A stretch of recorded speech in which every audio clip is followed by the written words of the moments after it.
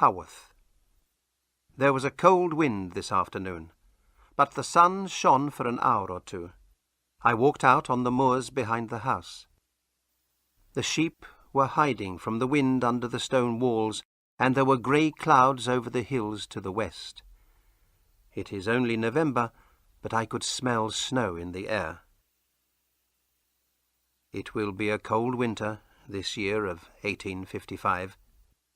My name is Patrick Bronte, and I am 78 years old. I am the rector of the village of Haworth.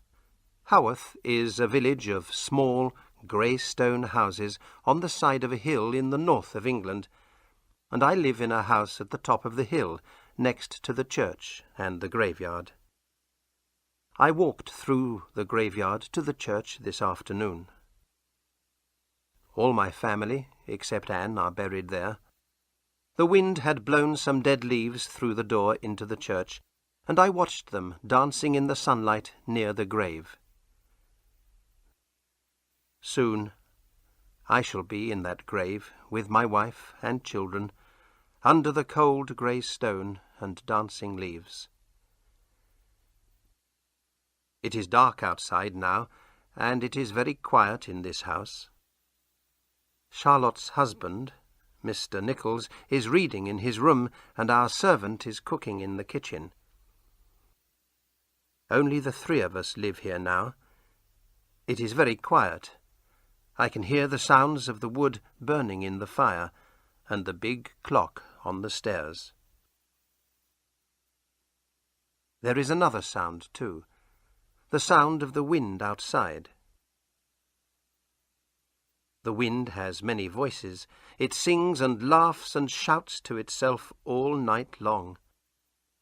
Last night it cried like a little child, and I got out of bed and went to the window to listen.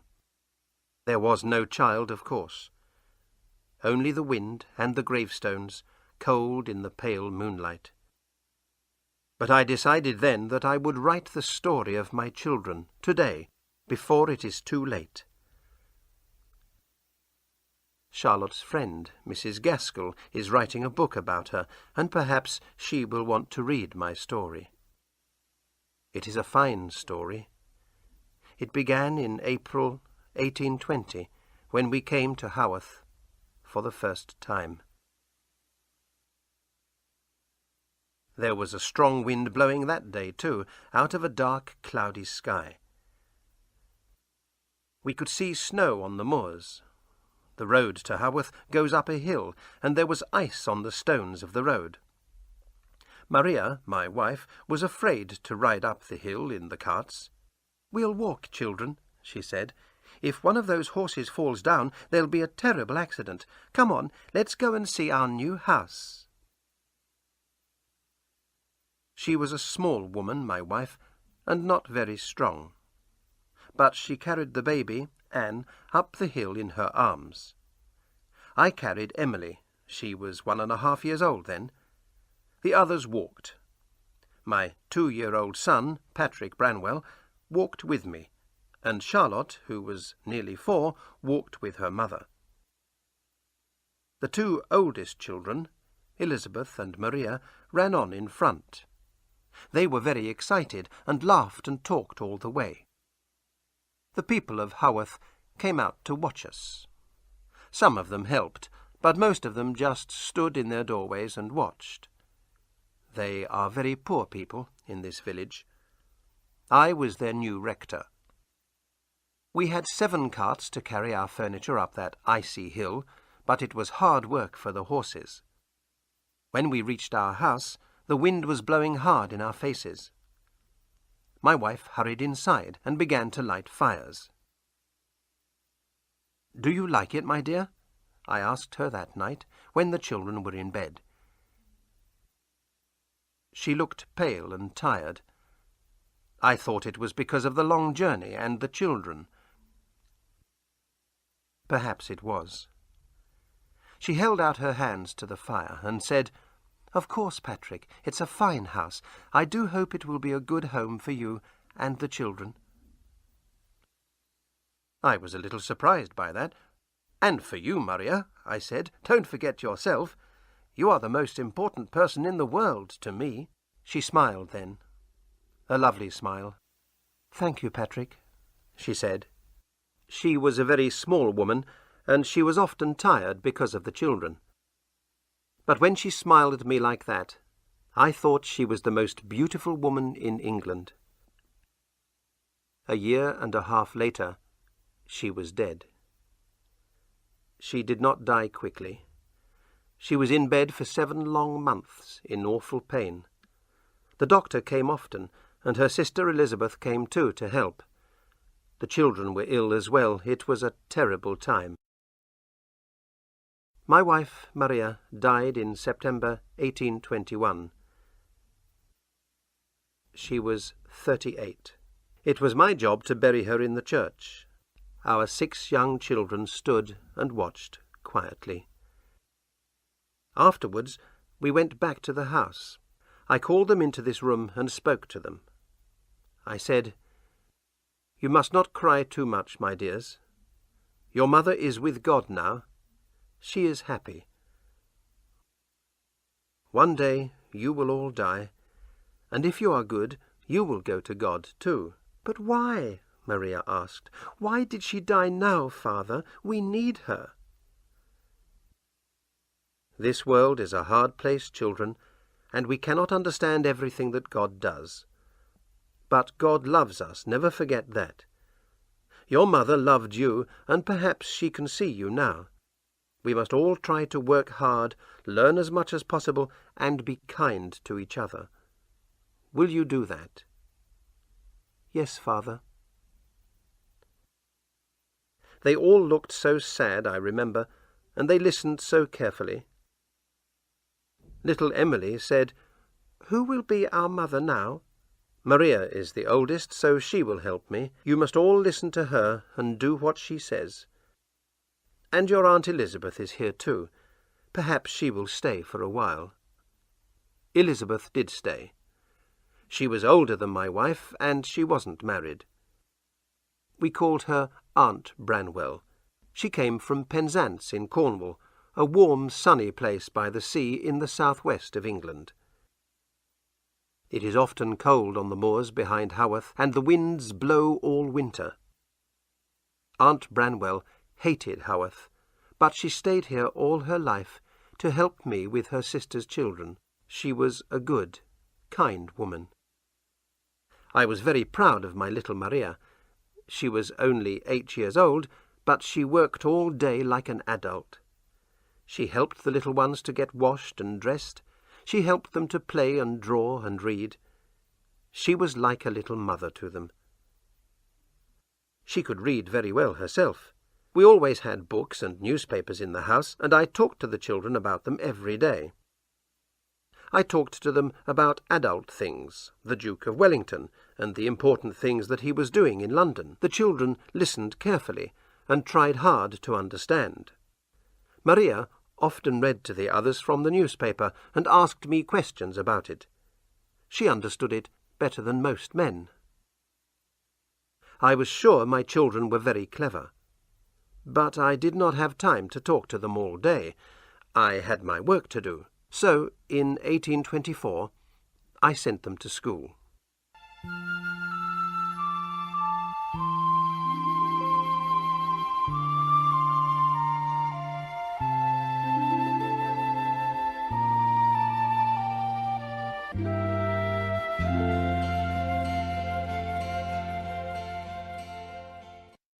Cowan Bridge School.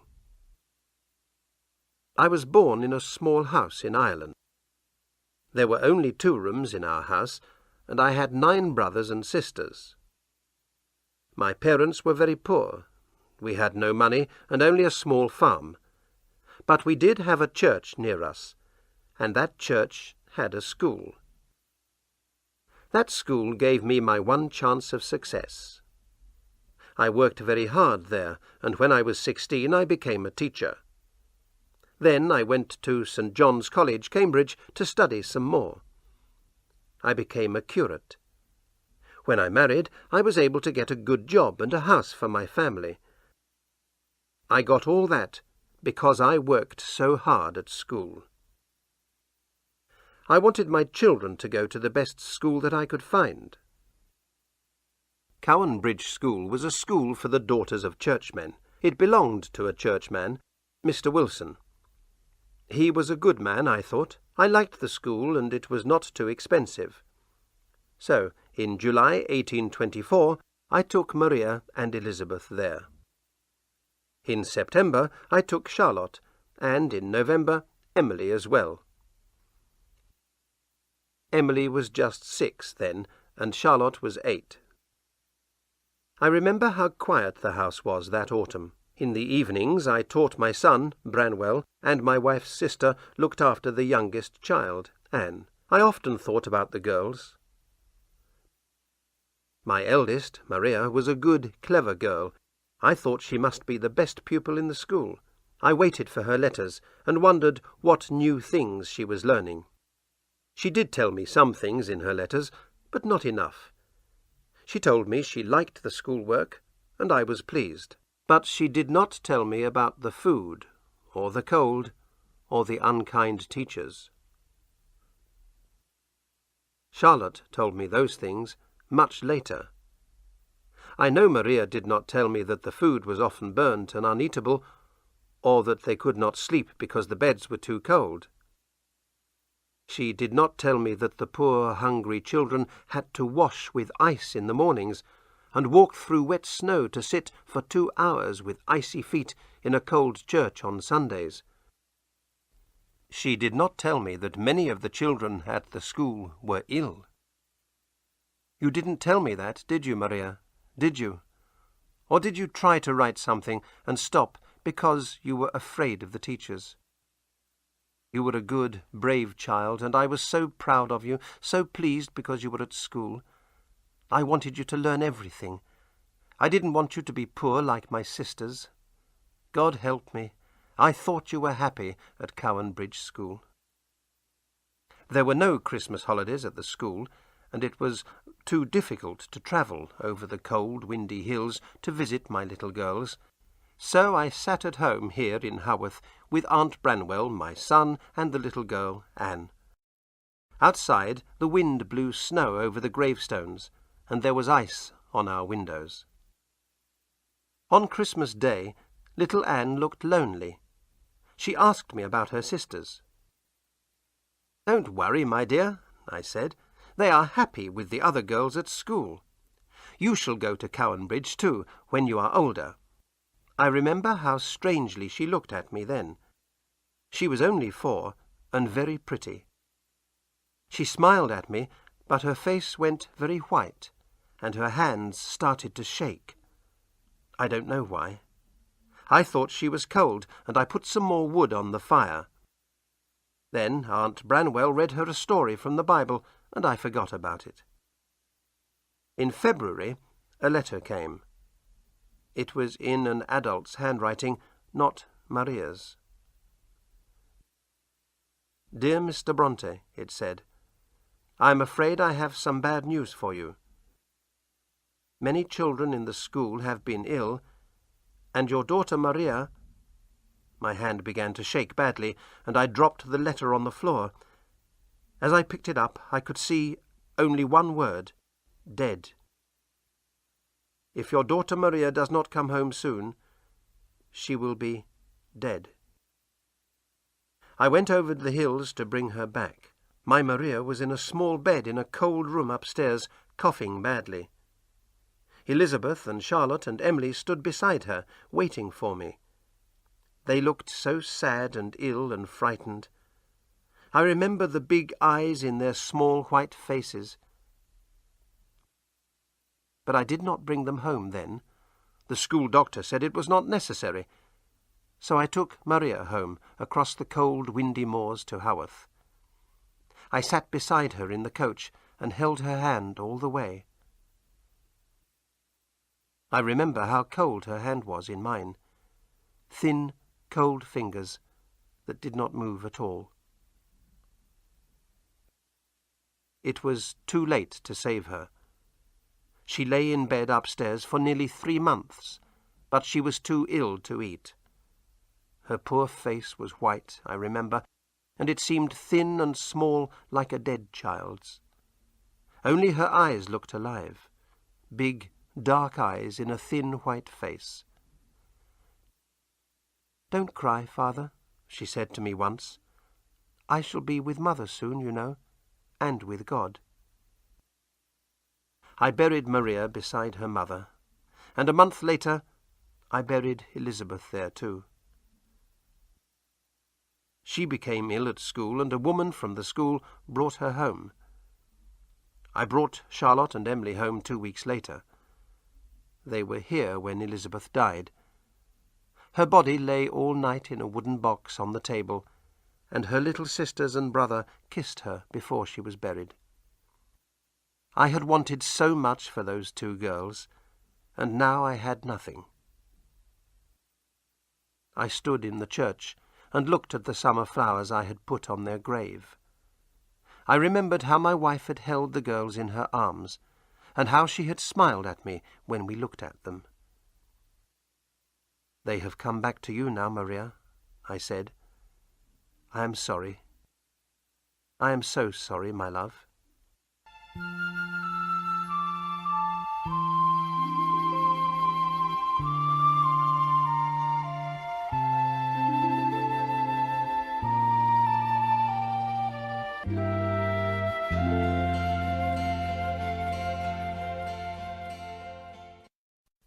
The Little Books.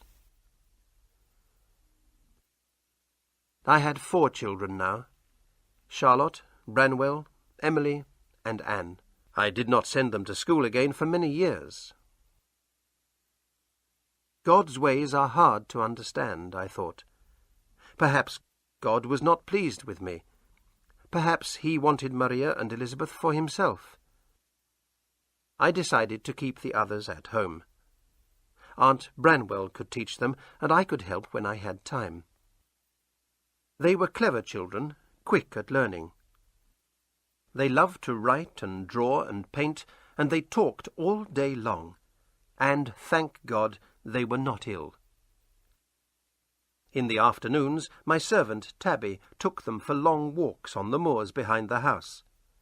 They walked for miles on the hilltops in the strong, clean wind, alone with the birds and the sheep. I think it was good for them. They grew stronger, and there was a bright light in their eyes. I was not the only sad father in Haworth. Many, many children died, and I had to bury them all.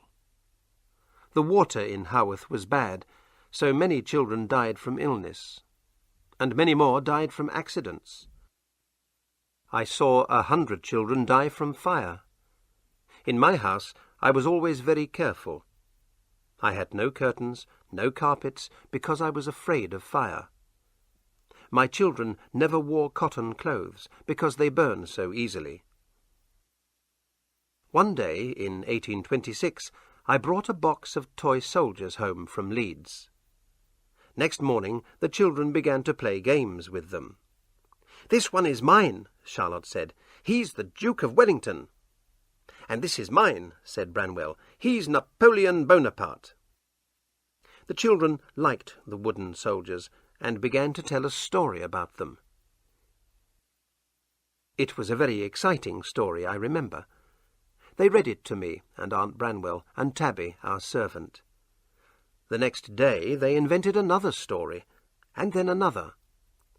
And then for several days the children were very quiet, and I wondered what they were doing. I went upstairs and opened their bedroom door. Inside they were all busily writing or drawing on small pieces of paper. The wooden soldiers were in the middle of the room in front of them. "What are you doing?" I asked. Emily looked up. "Oh, Father, please go away," she said. "We're writing our secret books." I suppose I looked sad. "What? Can't I see them?" I asked. They all thought for a minute. Then Charlotte said very seriously, "You can see some of them, of course, Papa, but they aren't easy to read because it's very small writing. We'll show them to you when we are ready." These toy soldiers opened a new world for my children. They showed me some of their stories, but there were hundreds that they kept secret. They all began writing so young. Charlotte, the oldest, was only 10, and Emily was 8. I don't think they ever stopped. Mr. Nichols has all Charlotte's little books now in a cupboard in his room. Some of them are no more than 5 or 6 centimetres high. They are beautifully made, and full of small pictures and tiny writing. There is one on my desk now, but I can't read it. My eyes are too bad. Charlotte and Branwell wrote about a country called Angria, while Emily and Anne wrote about a land called Gondal. The people in those countries fought battles and fell in love and wrote letters and poems. My children wrote these poems and letters, and they wrote books about Angria and Gondal. They drew maps of the countries, wrote newspapers about them, and drew pictures of the towns and people in their stories. They invented a new world for themselves. They wrote many of these stories when I was in bed. I used to read to the family and pray with them in the evening, and then I usually went to bed at 9 o'clock. One night, I remember, I woke up and came down again at 10. There was a noise in my room, this room where I am writing now. I opened the door and saw Charlotte and Branwell with a candle looking at a picture on my wall. "What are you doing here?" I asked. "We're looking at the picture, Papa," Branwell said. "It's the Duke of Zamora and the Duke of Northumberland fighting in Glasstown." I looked at the picture. It's here now behind me. It's a picture of a story in the Bible with a town, mountains, and hundreds of people in it. "What do you mean?" I asked. "It's one of our stories, Papa," Charlotte said. "We have to come in here to look at the picture. Then we invent what happens." "Tell me, then," I said. They both looked very excited. Their faces were pink, and their eyes were bright in the candlelight. But they looked happy, too. I put my candle on the table and sat down here, where I am sitting now, to listen to their story. It was a wonderful story. Charlotte's wooden soldier, the Duke of Wellington, had had a son, Arthur, Duke of Zamora. Branwell's toy soldier, Bonaparte, had become the strong, bad, good-looking Duke of Northumberland. The two dukes were fighting a terrible battle in a city called Glasstown. There were soldiers who died bravely and beautiful women who fell in love. I listened until 2 o'clock in the morning. There was much more, but I have forgotten it now.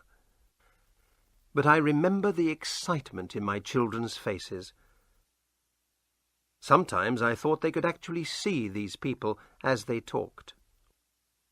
Next day they said no more about it, and I did not ask. It was their own secret world, and they did not let me into it again. But I was pleased they had told me about it once. And sometimes they showed me drawings of places in Angria or Gondal.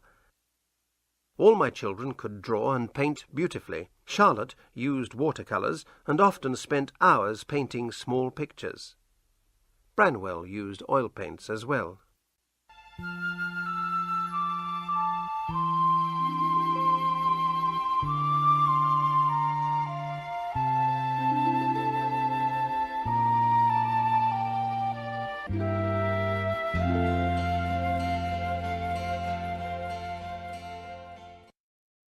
Growing up. When Branwell was 14 or 15, he did a lot of oil paintings. He painted people in the village, and it was easy to recognize the faces in the pictures. Later, he did a fine painting of his 3 sisters. I was very proud of him. We all decided he would become a famous artist.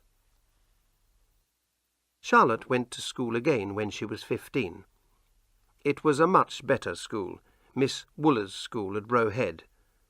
I don't think Charlotte liked school, but she wanted to be a teacher, a governess, so she worked hard. I taught Branwell at home, and Aunt Branwell taught Emily and Anne.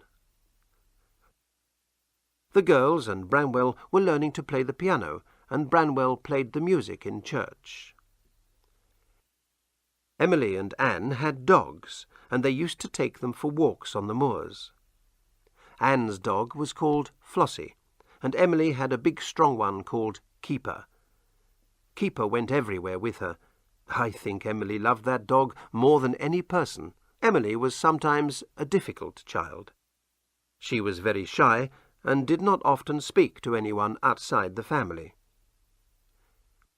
When she was older, I sent her to school with Charlotte, but she hated it, so I brought her home and sent Anne instead. Branwell was not shy. He could talk to anyone for hours. Everyone in Haworth liked him. I remember the day in 1835 when Branwell went to London. He was 18 years old, and he was going to the Royal Academy in London to learn to be an artist. He walked down the hill in Haworth with a bag of his best paintings on his back, and everyone in the village came out to see him go. That was a great day for me. Something terrible happened in London, but I don't know what it was. Branwell came back 2 weeks later, his face white, his clothes dirty. I don't know where he went or what happened in London. He refused to tell me. He just sat upstairs, alone in his room, for hours. Later, I paid for a room in Bradford for him to work in. He could paint pictures of famous people there, I thought. It was easy work for him. But he couldn't do it. He spent all my money and came home again after a while. This was a sad time for me.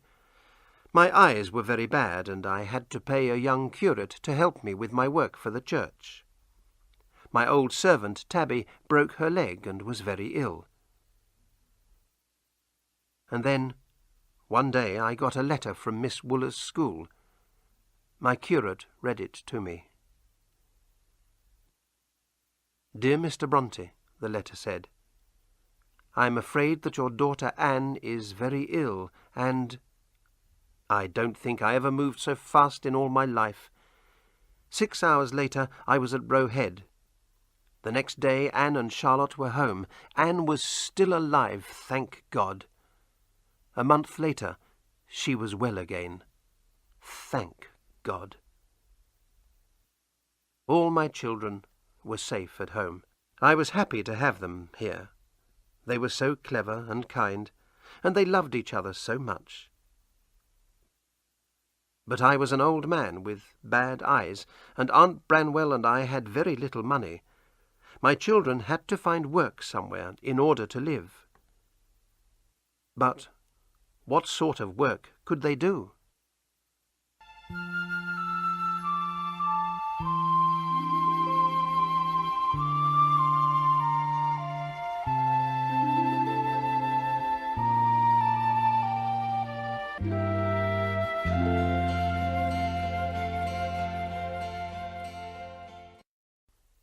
Looking for work. I do not remember everything they did. Charlotte and Anne worked as governesses for some months, teaching rich children in big houses, and Branwell got a job like that too, for a while. But they didn't like their work. At home my children were full of talk and laughter, but away from home they were shy, quiet, unhappy. They wrote a lot of letters in their search for work, sometimes to famous people. Branwell wanted to be a writer, so he wrote to writers, but not many of them wrote back. He began to look pale and sad in those days, and he was often in the village pub, drinking and talking to the people there. Then he got a job selling tickets on the railways and left home. The girls had an idea. I remember the day when they told me about it. Charlotte and Anne were at home on holiday, and we were all in the sitting room after dinner one evening.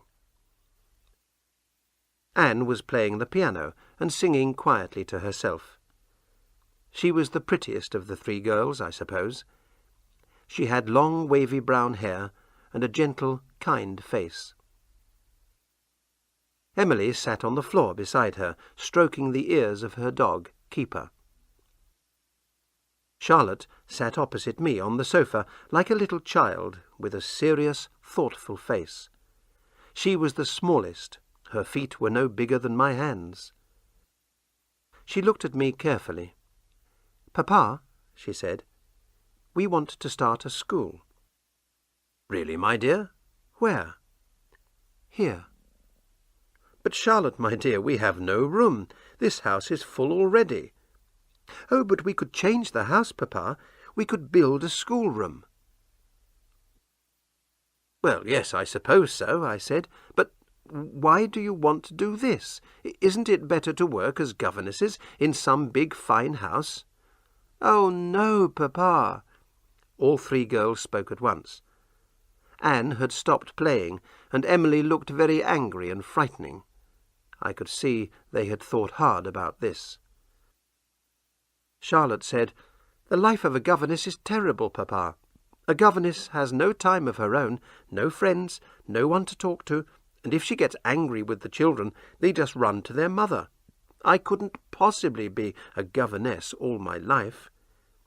"It's true, Papa," Anne said. "It's an awful life.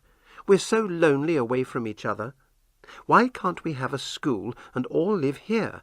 Then we can take care of you and Aunt Branwell when you get old." I looked at Emily. Her eyes were shining. I could see that the idea was important to her, too.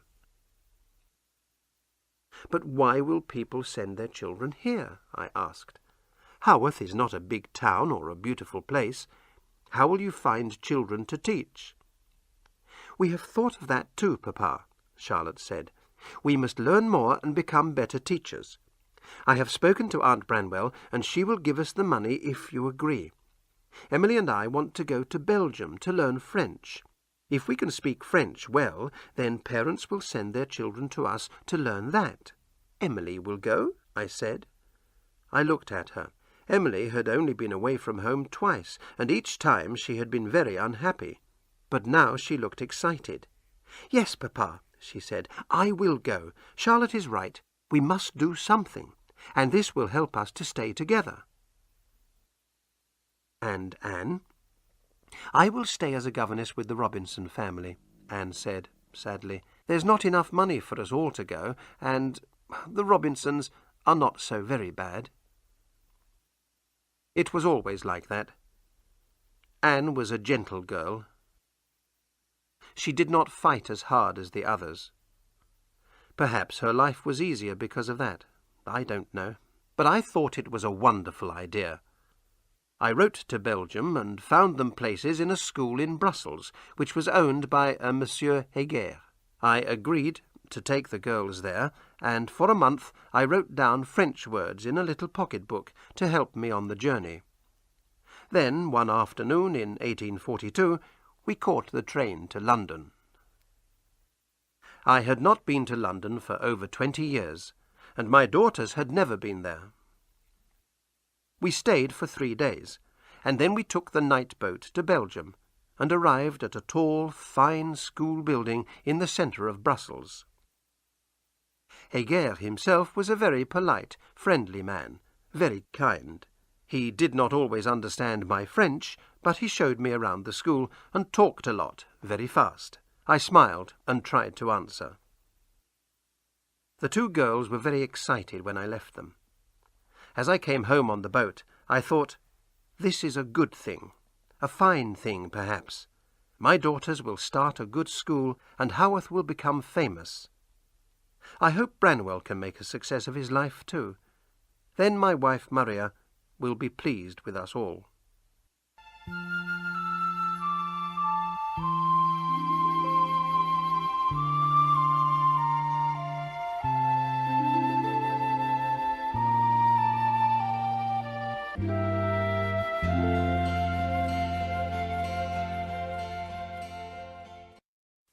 Monsieur Heger and Mrs. Robinson. At first, everything went well. Monsieur Heger wrote to me often. He was pleased with my daughters, he said. They were good pupils. But life at home in Haworth was hard. My curate died, and Aunt Branwell became very ill. Emily and Charlotte came home to see her, but she was dead before they arrived. She was a good woman, Elizabeth Branwell. She kept my home for more than 20 years, and she taught my daughters everything she knew. But she never liked Haworth, I am sure of that. She said it was a cold, miserable place. I hope that God has found somewhere warm and comfortable for her now. But how could I live without her? My eyes were now very bad, and I could not see to read. And our servant, Tabby, was older than I was. Anne could not help me. She was a governess for the Robinson family, and now Branwell had a job there too, teaching their young son. So Charlotte went back to Brussels alone, this time as a teacher in Monsieur Heger's school. Emily stayed at home to cook and clean for me. She did not like Brussels, she said. She was happy to do the housework and live at home with Tabby and me. She was a strange, quiet girl, Emily. She was the tallest of the girls, and in some ways she was as strong as a man. She loved to walk by herself on the wild, lonely moors, with her dog Keeper running by her side. Sometimes I saw her there, singing or talking quietly to herself, and I thought perhaps she could see the people in her secret world of Gondal, and was talking to them. I know that she spent a lot of time writing alone in her room. And when Anne was at home, she and Emily often talked and wrote about the world of Gondal together. There were sometimes dangerous people near Haworth, so I always had a gun in the house. Before my eyes were bad, I taught Emily to shoot. She loved that. Sometimes I used to practice shooting in the garden while she was making bread in the kitchen. I shot first, then I called Emily. She came out, cleaned her hands, picked up the gun, shot, and went back in to finish the bread. She was much better at shooting than I was. But by 1844, my eyes were too bad for shooting. Emily cooked, cleaned the house, played the piano, and almost every day she went for long walks on the moors with her dog, Keeper. She loved that dog, but she could be very hard with him too. We did not let him go upstairs, but one day Tabby found him on my bed. Emily was very angry. Her face was white and hard. Keeper was a big, strong dog, but she pulled him downstairs and hit him again and again until the dog was nearly blind. Then she gently washed his cuts herself. He never went upstairs again. Charlotte was another year in Brussels. When she came home, she was quiet and sad. Sometimes she wrote long letters in French to Monsieur Heger, but no letters came from him. But this was a time of hope, too. The girls wrote advertisements for their new school and sent them to newspapers and to everybody they knew. It was exciting. They were good advertisements, and we waited for the first children to come. We waited a long time, and Charlotte wrote more advertisements. No children came. Every day Charlotte and Emily waited for a letter from the postman or for a parent to come to see them. Every day they became more miserable. Anne left her job with the Robinsons and came home to Haworth. A month later, Branwell also came home for a holiday, and then, one morning, early, there was a knock on the door. Charlotte ran to open it. But it was not a parent. It was a letter for her brother Branwell. He went upstairs with it, smiling.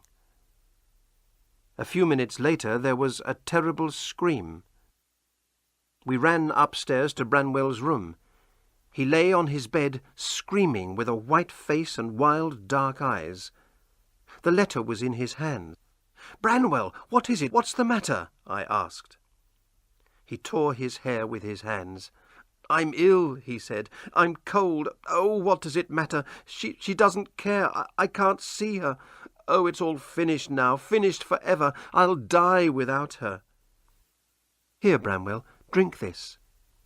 Emily brought him a cup of hot milk, but his hand was shaking and he nearly dropped it. Charlotte put her hand on his head. "He's hot, Papa. He's burning," she said. "You must go to bed at once, Branwell." He went to bed, and he lay there, sometimes sleeping, sometimes shouting and crying. I tried to talk to him, but I couldn't understand what he said.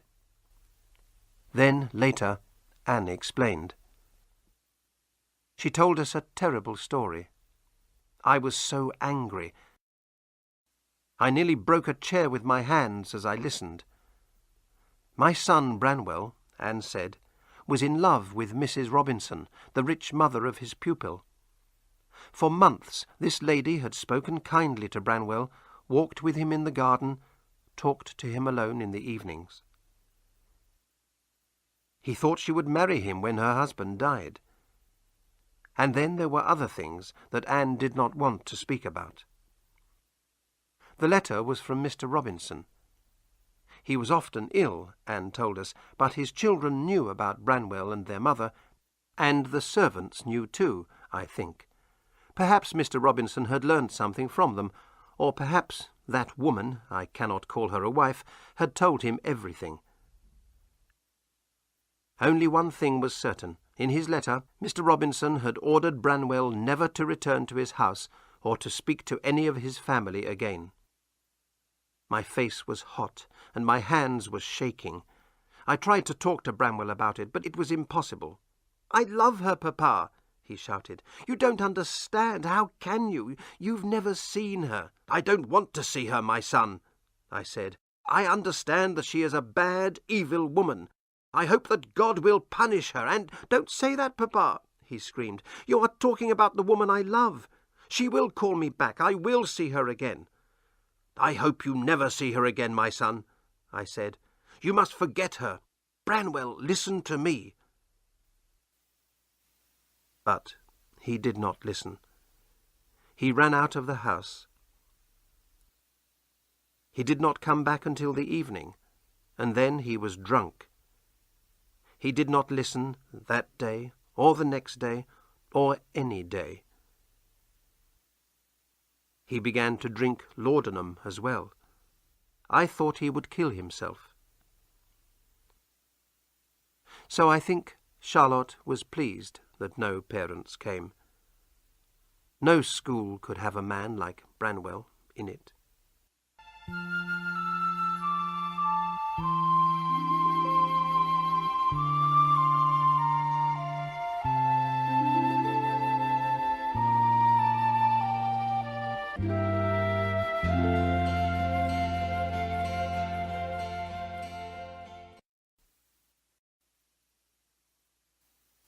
Currer, Ellis, and Acton Bell. At about this time, in 1845, I was almost blind. I had a new curate to do my work, Arthur Nichols, a young man of 28. He came from Northern Ireland like myself. He was a good, hard worker. I spoke in the church on Sundays, but Arthur Nichols did the rest of my work. Branwell became worse and worse. Mr. Robinson died in 1846, but Mrs. Robinson didn't marry Branwell. Oh, no. She was a cold, wicked woman. She sent my son Branwell away, and later married a rich old man. And so Branwell spent more and more time drinking and taking laudanum and walking alone on the moors. When you are blind, you listen to things very carefully. I used to sit alone in my room and listen to the sounds of the wind outside the house. The wind talks and whispers and sings. It has many voices. I listen to the sounds of the clock on the stairs and the wood in the fire and the footsteps and voices of the girls walking around the house. They talked a lot to each other, and sometimes I could hear what they said, even when they were in another room. Anne had had a poem published in a magazine, and one day I heard a conversation between Charlotte and Emily. Charlotte had found something that Emily had written and was talking to her about it. "But they're wonderful, Emily," Charlotte said. "They're much better than mine or Anne's." "They're not for people to read," Emily said. "They're part of the Gondel story. Nobody would understand them except me and Anne." I realized that they were talking about some poems of Emily's. I knew that Emily and Anne wrote a lot about the country of Gondel, but I didn't know much about it. Emily kept all her papers locked in her desk. Charlotte was arguing with her. "Emily, listen to me. These are fine poems. I think we should put some of them in a book, together with mine and Anne's, and try to publish it. People should read them." "No!" Emily shouted. Then her dog Keeper began to bark, and I didn't hear any more. But I think they talked about this again several times. I often heard voices arguing, and usually they never argued about their writing. I wanted to tell them not to do it. I had published several small books myself, but I always lost money. I had to pay the publisher to print the books, and not many people bought them. It's an easy way to lose money. But I was too ill, so I said nothing. I learnt many years later that they paid over £30 to have a book of poems printed, and that it sold 2 copies. I am not surprised they didn't tell me about it. We had very little money in our house. I began to feel that there was something wrong with my head as well as my eyes. Several times the postman brought an old packet to our house, which was addressed to a man called Currer Bell. I told him that no Currer Bell lived in Haworth, and sent him away. But then, a month or 2 later, he came back again with the same old packet. In the summer of 1846, Charlotte took me to see an eye doctor in Manchester. We stayed in rooms in the town. The doctor decided to operate on my eyes, and the next morning we got up early. I was afraid. Could I hold my head still while the doctor cut into my eyes with a knife? Perhaps the pain would be too terrible. Perhaps I would move or stand up or... Charlotte held my hand. As we left our rooms, we met a postman. "Good morning, miss," he said. "There's a packet here for Currer Bell." "Oh, thank you."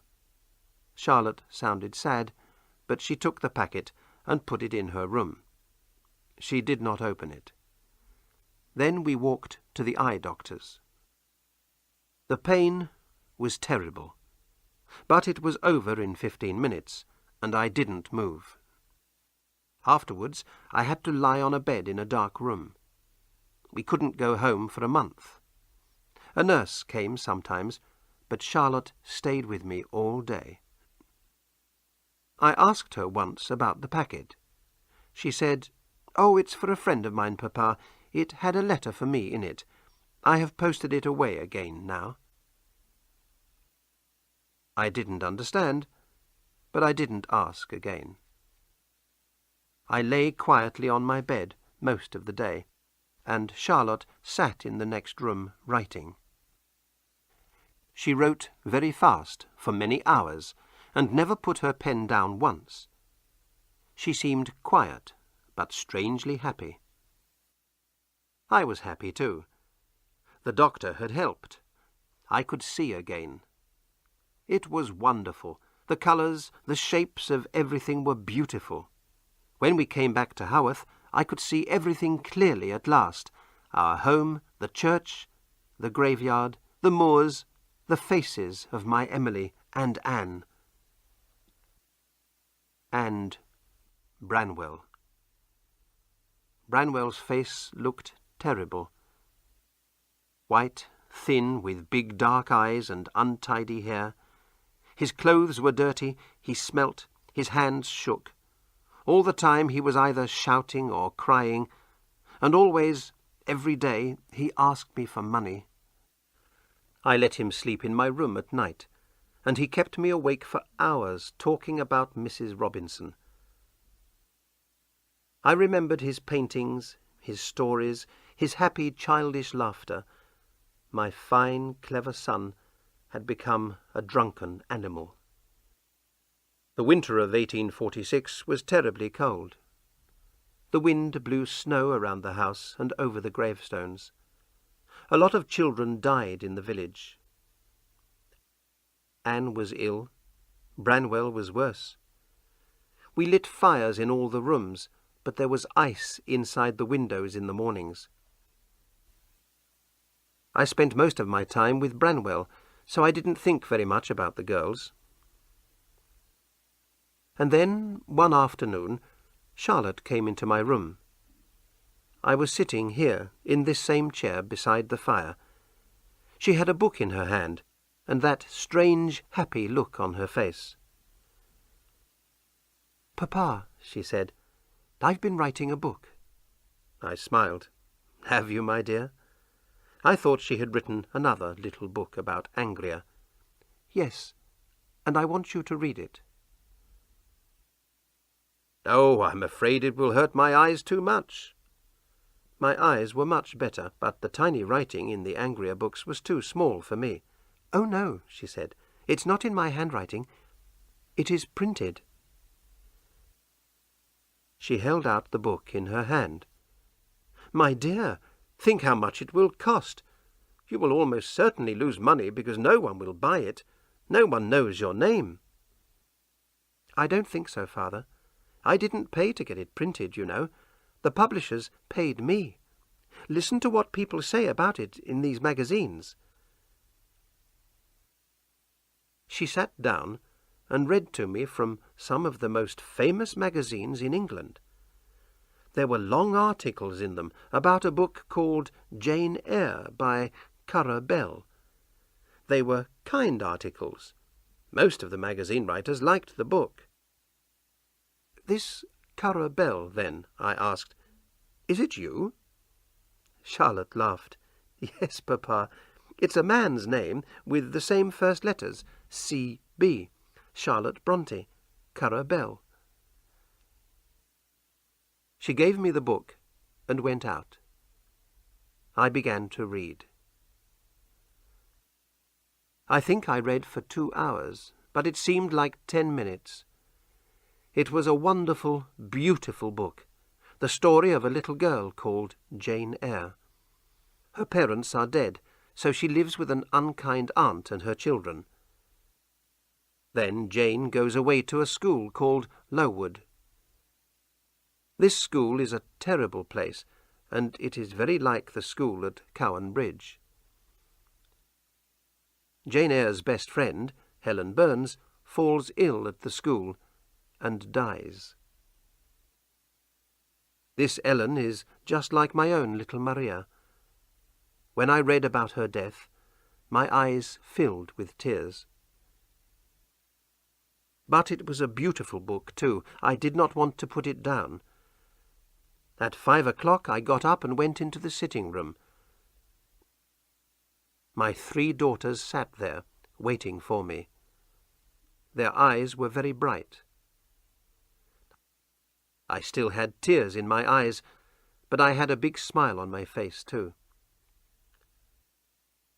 I held up Jane Eyre in my hand and said, "Girls, do you know Charlotte has written a book? And it is more than good, you know. It is very, very fine indeed."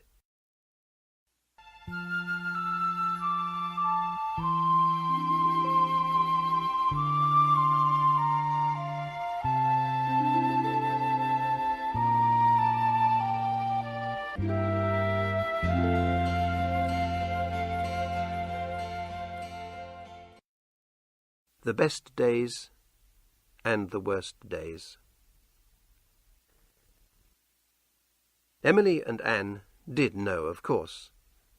They had known about Charlotte's book for a long time. Jane Eyre was not the first book that Charlotte had sent to a publisher. Over a year ago she had written another book, The Professor, and sent it to one publisher after another. Each publisher had sent it back in a packet addressed to Currer Bell. And then Charlotte had sent it, in the same old packet, to another publisher, and then another, and got it back again. "Why didn't you change the paper on the packet, my dear?" I asked. Charlotte smiled. "I didn't think of it, Papa. The worst day was when we were in Manchester, going to the eye doctor. Do you remember? The packet came back then. That was the day before I started writing Jane Eyre." "Do you mean that you started writing Jane Eyre while I was lying in that dark room in Manchester?" "That's right, Papa." "But that's only 6 months ago, and here is the book in my hand." "Yes, Papa. The book was printed a month after I sent it to the publisher." "My dear, they decided very quickly that they liked it then." "I think they did, Papa. After all, it is a good book, isn't it?" She smiled at me. I don't think I have ever seen her so happy. She is a very small person, Charlotte, and not a beautiful woman, but when she smiles like that, her face shines like a fine painting. My wife, Maria, used to look like that sometimes when I first met her. I took her hand in mine. "It is a very good book, my dear. I cannot tell you how proud I am." She touched my hand. "Thank you, Papa." "But you must not be proud of me alone, you know. Anne and Emily—" "Oh, no, Charlotte, please," Emily said. But Charlotte did not stop. "Anne and Emily have written books too, books just as good as mine, and their books will soon be published as well. Let me introduce you, Papa. These young ladies are not your daughters. They are Acton Bell and Ellis Bell, brothers of the famous writer Currer Bell." Emily's face was bright red, but Anne and Charlotte started laughing. I was very surprised. "All 3 of you?" I said. But why do you use these strange names?" "Because people are stupid, Papa," Anne said. "No one thinks women can write good books, so we have used men's names instead. And now they say that Currer Bell is a writer who understands women very well." She laughed again. My dears, I held out my hands to them and kissed each one of them in turn. I don't know what to say. I am so pleased for you all. You have made your old Papa happy today. Something in Emily's face stopped me. "Emily, you will let me read your book, won't you?" She thought for a moment. "Yes, Papa, of course, but it's very different from Charlotte's. I'm not sure you'll like it." "You yourself are very different from Charlotte, my dear, but I love you both.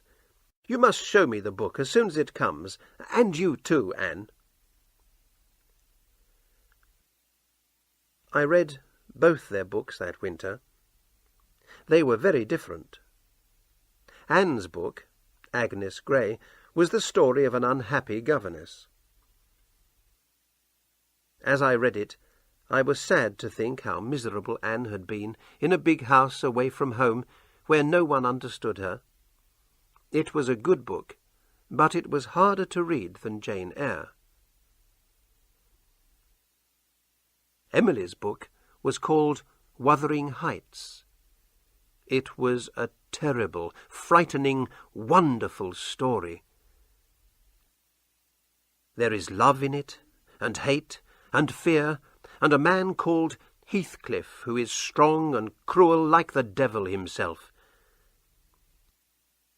I read it late one night when the wind was screaming around the house, blowing snow against all the windows, and sometimes I was afraid. When I got up to go to bed, I saw Emily sitting quietly by the fire.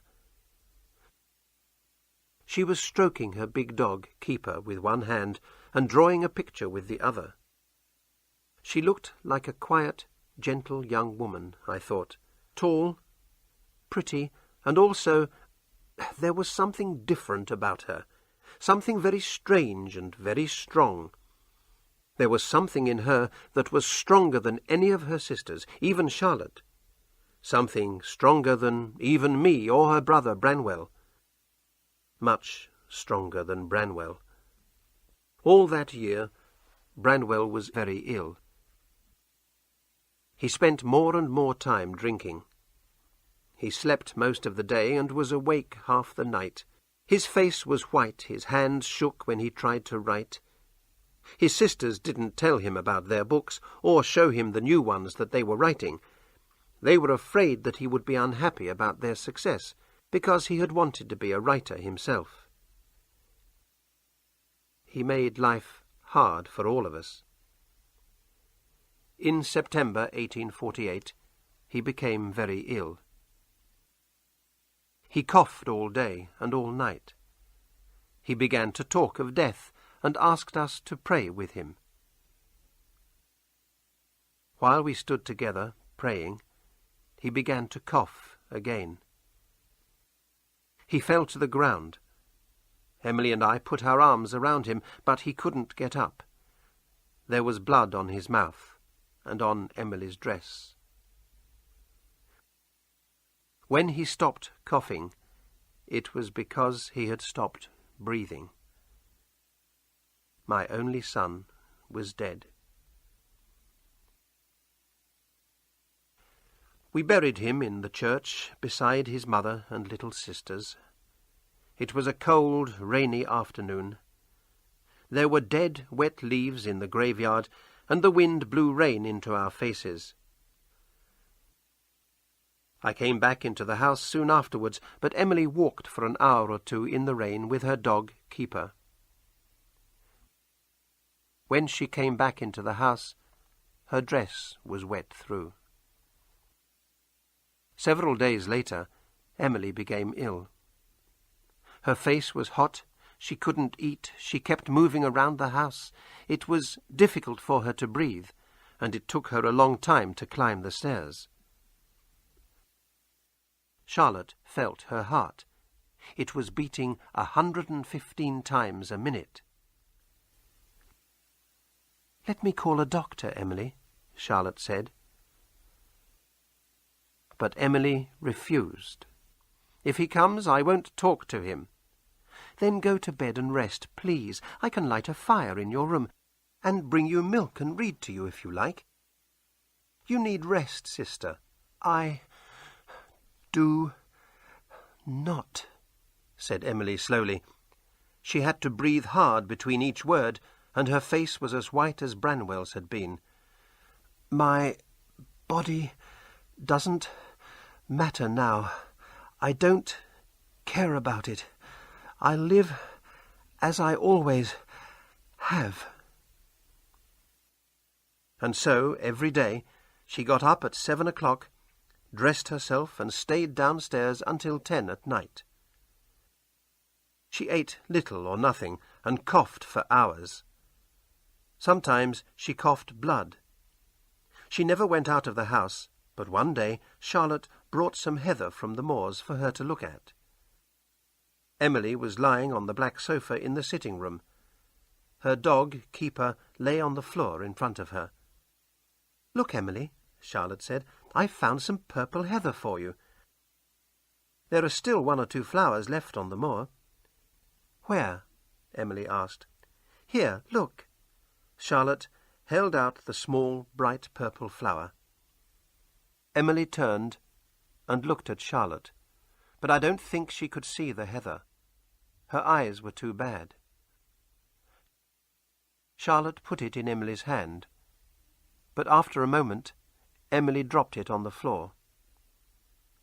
At last she said, Charlotte, we'll see the doctor now, if he comes." Then she closed her eyes. Emily was so thin, and her white skin looked like paper. I knew it was too late, but I said to Anne, "Quick, put on your coat and fetch him now." We did not have long to wait. The doctor came, half an hour later, to tell us what we already knew. Emily, my daughter, was dead. 1848 was a year of funerals. I buried many children from the village that year. There was a lot of sadness in Haworth. As I came out of the church with the dead flowers from Emily's grave, I saw 3 other families walk past me. They had come to visit the graves of their own dead children. The people understood that their children were with God, but no one could explain that to Emily's dog keeper. He followed us to her funeral, and for weeks afterwards he lay outside her bedroom and howled.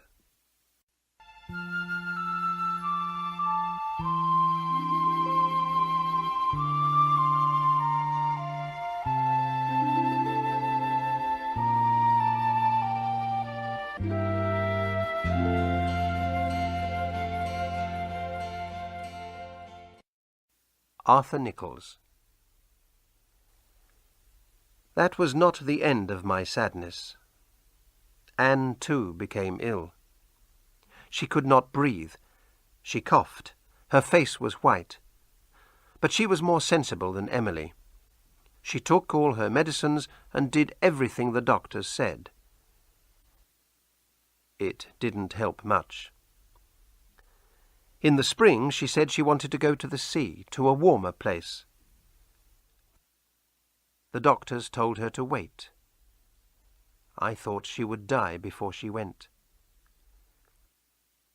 At last, in May, Charlotte went away with her. They went to York first, where they visited a wonderful church, York Minster.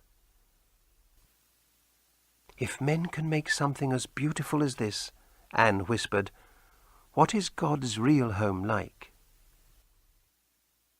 Charlotte told me this in a letter she sent from Scarborough, a town by the sea on the north-east coast. On 26th May, Anne rode a donkey on the beach, the letter said. "She was very happy, Papa. Afterwards we went to church, and then sat and watched the sea for a long time. On the 28th she was too ill to go out.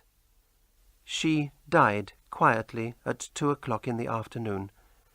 She will be buried in a graveyard near the sea." Anne was the baby of the family, the youngest and prettiest of them all. Before she died, she wrote another book, The Tenant of Wildfell Hall, about a woman who left her cruel husband. She was proud of it, and so was I. She was 29 years old. "I don't want to die, Papa," she said. "I have too many ideas in my head, too many books to write." When Charlotte came home, the dogs barked happily. Perhaps they thought Anne and Emily and Branwell were coming home too. I don't know. But it was only Charlotte, the smallest of all my children. Not the prettiest, not the strongest, not the strangest. God had taken all those for himself. He had left me with the one who would become the most famous, and the one who nearly had a child. Charlotte wrote 2 more books. Shirley, about a strong, brave woman like her sister Emily, and Villette, about love between a teacher and a pupil. But Jane Eyre was her most famous book. Everyone in England talked about it. Everyone wanted to read it. Charlotte went to London and met many famous writers. I was very pleased. I loved to hear about the people and places that she saw. But she always came back to Haworth. She didn't like to be with famous people very long, and this quiet place was her home. In 1852, just before Christmas, a terrible thing happened. I heard some of it from my room. My curate, Arthur Nichols, opened the door to Charlotte's sitting room and stood there. His face was white, and he was shaking. "Yes, Mr. Nichols," Charlotte said. "Do you want to come in?" "No, Miss Charlotte. That is, yes. I mean, I have something important to say to you."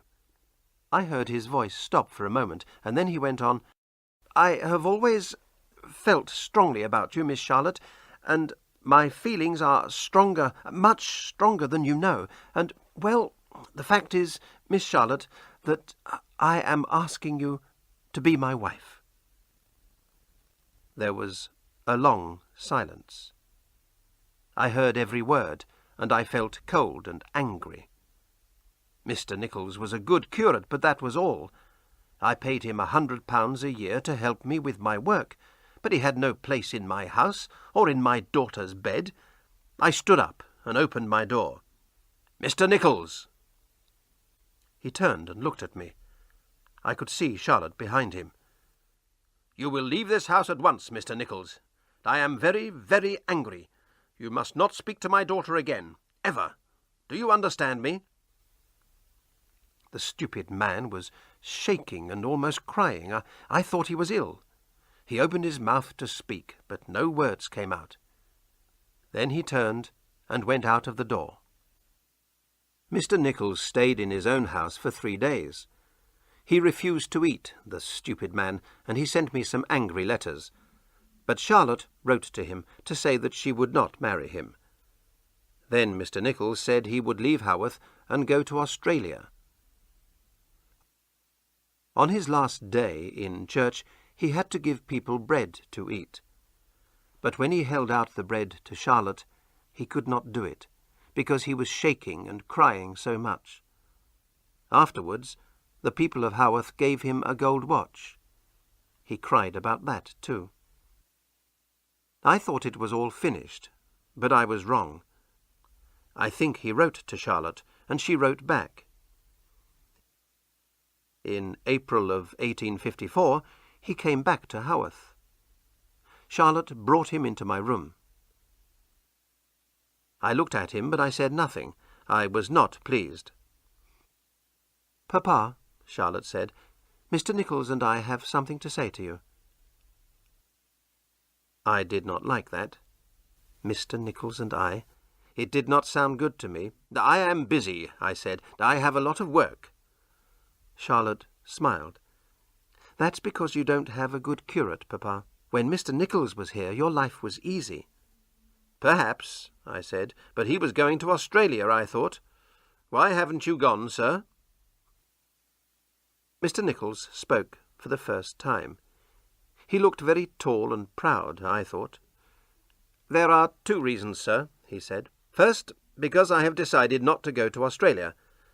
And also—" He stopped and looked down at Charlotte. She smiled up at him, and I felt my blood run cold. "And also because your daughter Charlotte and I would like to be married. We have come to ask you to agree." I don't remember what I said next. I think there were a lot of unkind words between us, and some tears. But in the end I agreed. I agreed because Charlotte wanted it, not because of Arthur Nichols. In June that year, they were married in my church. I did not go. I could not give Charlotte away to that man. But he came back here to be my curate, and he and Charlotte lived in this house with me.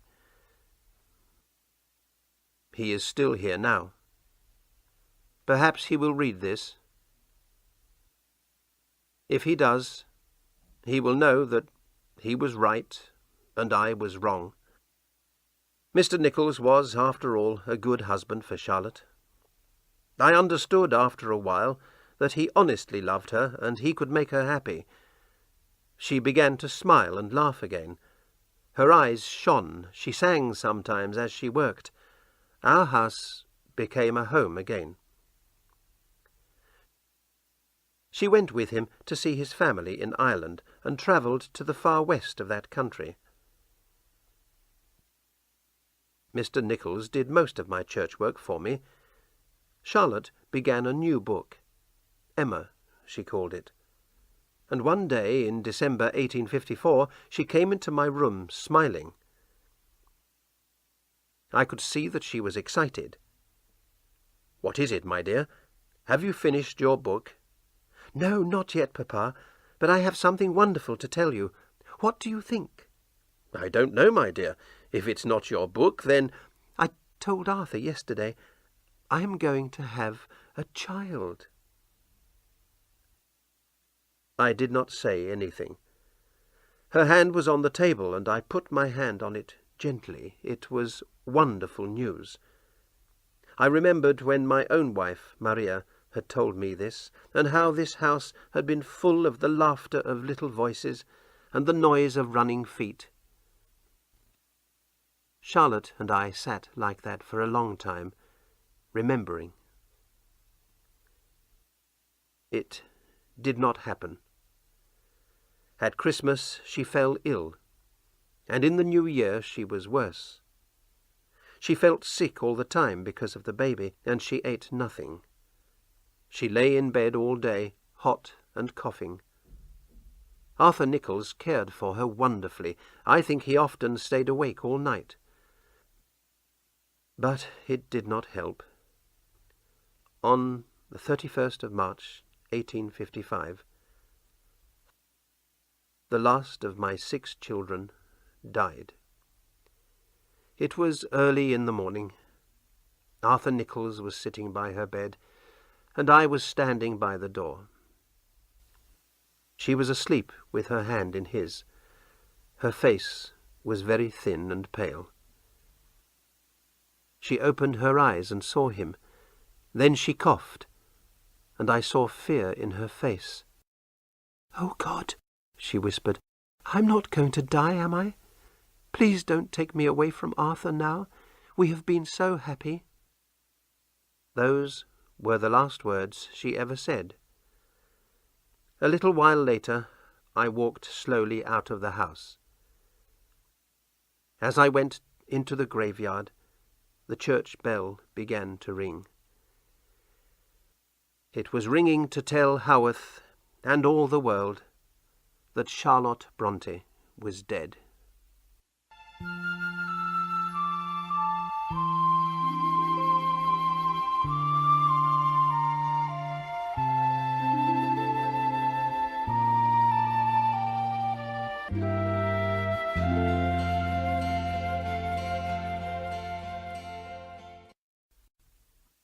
Maria.